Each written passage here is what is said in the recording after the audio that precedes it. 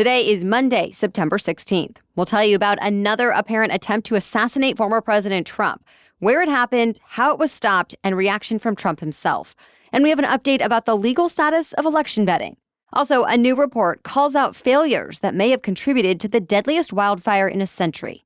Plus, what to know about a historic but risky space mission now complete. How a 2-week TV blackout came to an end. And did your favorite shows win big at last night's Emmys? We have the highlights. Those stories and even more news to know next.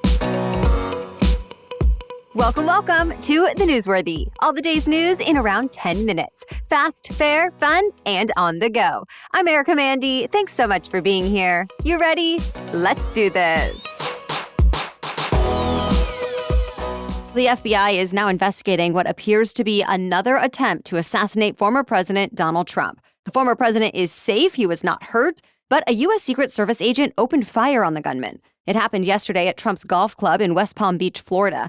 The Secret Service agent apparently noticed the muzzle of an AK-style rifle sticking through the fence and shrubbery that lines the golf course just about 400 yards from Trump. The agent fired his weapon, and the gunman dropped the rifle and got away in an SUV, leaving the firearm behind along with 2 backpacks, a scope used for aiming, and a GoPro camera. The suspect is now in custody, though. Authorities found him in a nearby county. Police have not said his name publicly, but several news outlets are reporting it. Apparently, he lived in North Carolina for most of his life, but moved to Hawaii in 2018. He posted to social media often, frequently about the war in Ukraine. He had a website to raise money and recruit volunteers to go to Kyiv to join the fight. Reports say it appears he supported Trump in 2016, but supported others by the year 2020. As for former President Trump's response to all of this, he sent an email to his supporters saying there were gunshots in the vicinity, but that he is safe and well, and that nothing will slow him down. Vice President Kamala Harris posted on social media that she's glad Trump is safe, adding, quote, "Violence has no place in America." President Biden also condemned political violence and said he's directed his team to ensure the Secret Service has every resource to keep the former president safe. This attempt on Trump's life comes just 9 weeks after the first attempted assassination in July at a Trump rally in Pennsylvania. The Secret Service had admitted a security breakdown and failures from that day. Now, while some lawmakers have praised the Secret Service for stopping the gunman this time, there are also new questions and new calls to enhance Trump's security. The bipartisan House task force that's already investigating the first attempt on Trump's life is calling for a Secret Service briefing on this weekend's incident as well. Well, there have been more bomb threats in the city of Springfield, Ohio, forcing city buildings, schools, and hospitals to close or go on lockdown for at least 3 days in a row now. And people in the city are reportedly worried and on edge.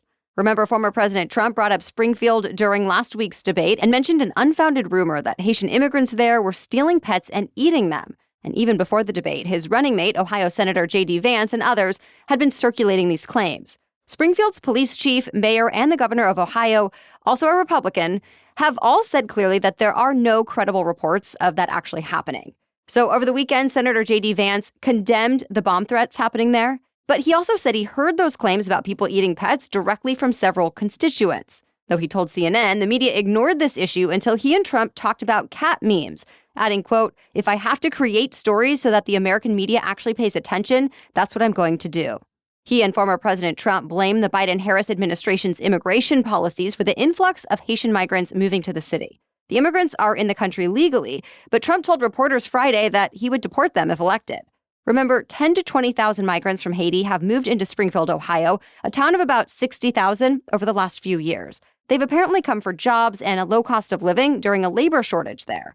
But it's also put a strain on city resources and schools and caused some residents to complain about these changes. Still, Ohio's governor called on the conspiracy theories to end, and Springfield's mayor cautioned that words can cause harm. We have a quick update for you. The legal status of election betting is back in limbo. A federal appeals court has now put a temporary block on election bets. The decision came shortly after a lower court's ruling we told you about late last week that had cleared the way for these types of wagers. The federal watchdog, called the Commodity Futures Trading Commission, though, filed an emergency motion asking the appeals court to block them, worried about manipulation of election markets. So the startup trading platform that had won in court last week and began allowing bets on its platform over which party would control Congress after the November election has now put its markets on hold, pending the court process. So stay tuned. A new report puts some blame on Hawaii officials for the deadliest U.S. wildfire in a century. Remember, more than 100 people died when a wildfire overtook the historic town of Lahaina last year. Investigators reviewing the emergency response now say there's no evidence officials made preparations for the fire, despite days of warnings about critical fire weather coming. There was even an email days in advance from a forecaster with the National Weather Service warning of the strong winds and fire danger expected. But it seems no plans were made by key agencies, including the Hawaii Emergency Management Agency, as well as Maui Police and fire departments. So no extra staff was on hand, no emergency vehicles ready in high-risk areas, and no planning out possible evacuations. That said, on the day of the fire, police and firefighters were heroic, risking their own lives trying to get residents to safety. But the report was done for the Hawaii Attorney General's office, and the AG said it's a wake-up call. Maui's mayor said the report will help Maui respond to future disasters and save lives. Meanwhile, 3 massive wildfires in California are still burning. They've already scorched more than 114,000 acres, destroyed dozens of homes, displaced tens of thousands of people, and caused at least 15 injuries. Some residents have returned to their neighborhoods to find nothing left. And while none of the fires are fully under control yet, and more wind is expected today, there is finally some progress containing these fires. Firefighters have been taking advantage of cooler weather that moved in. All right, we have much more news for you still coming up, but first, a quick break. We have enough to think about as adults, from what's for dinner every night and managing the day-to-day to even doing our taxes and figuring out holiday gifts and gatherings.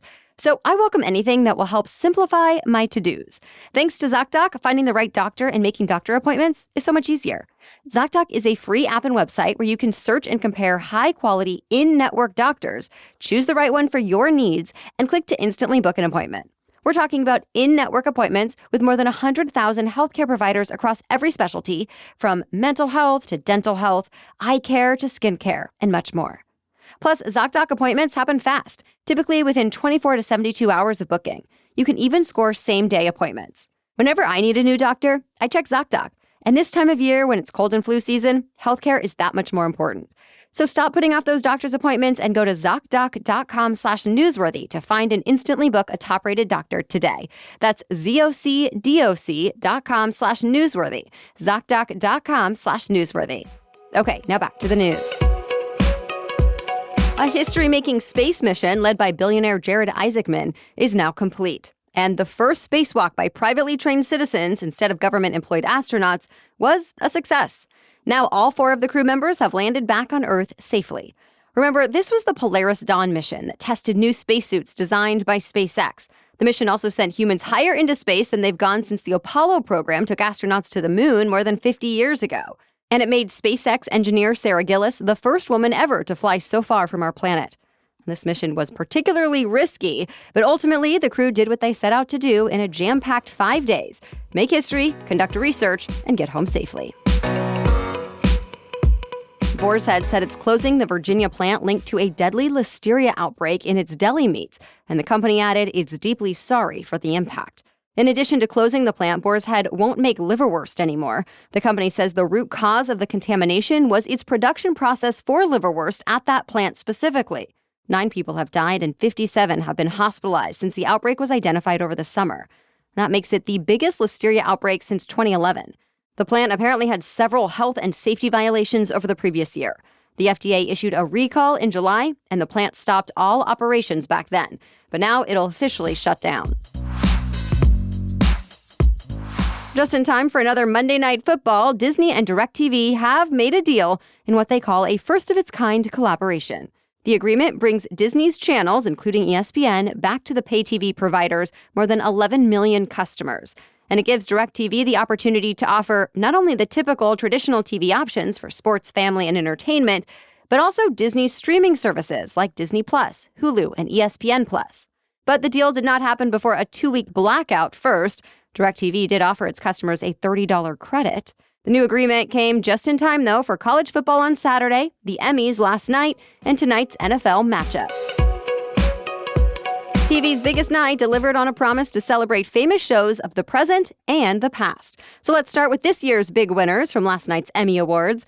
FX historical drama Shogun won 4 major awards: Outstanding Drama Series, as well as Best Actor, Actress, and Director. Hiroyuki Sanada became the first Japanese actor to win the Best Actor category. All in all, Shogun won 18 Emmys, setting the record for any show in a single season.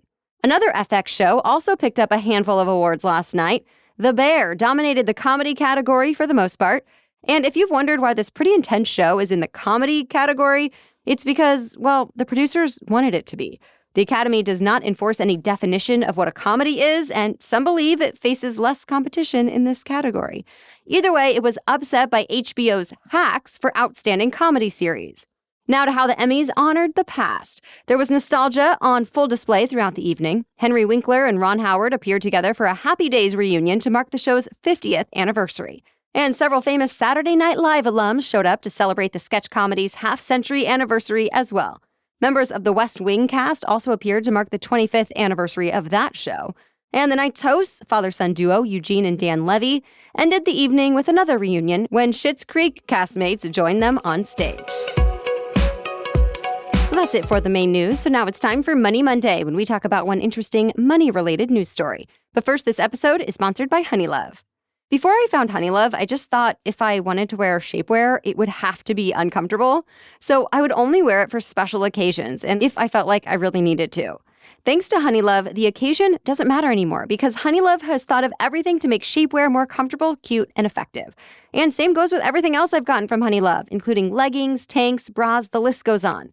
It's one of the only brands where you can tell they've really thought through the things that women typically get annoyed by. And they've fixed those issues. Honeylove has you covered for the everyday look, workouts, weddings, and more. Honeylove is not just supporting women, it's empowering women. Treat yourself to the best bras, shapewear, leggings, and tanks on the market and save 20% off at honeylove.com/newsworthy.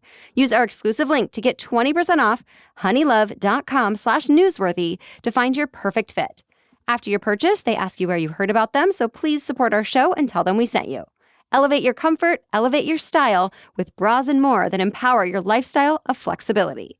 Okay, now back to Money Monday. So Americans are paying tens of millions of dollars just to access their own money. And that's according to a new report from the Consumer Financial Protection Bureau, or CFPB. We're talking about paying cash back fees. You're probably familiar with how these types of transactions work. When you buy something with a debit card at various retailers like grocery stores or convenience stores, you may have the option to take cash from your bank account as part of your purchase. But the CFPB found that chains like Dollar Tree, Dollar General, and Kroger are charging customers fees to get that cash back. And while the fees may be just $1 or so, it can add up pretty quickly. And since the amount a customer can take out may be as low as $5, a dollar fee winds up being a high percentage of the transaction. All in all, consumers across the country are spending more than $90 million a year on these fees. Even though the federal agency doesn't regulate retailers, it is responsible for trying to eliminate so-called banking deserts, communities that don't have easy access to banks, where this is said to be especially problematic. The agency did say many local businesses or even post offices do provide cash back without charging a fee. All right, thank you so much for joining us today. Of course, we'll be back with even more news to know tomorrow. For now, have a great day.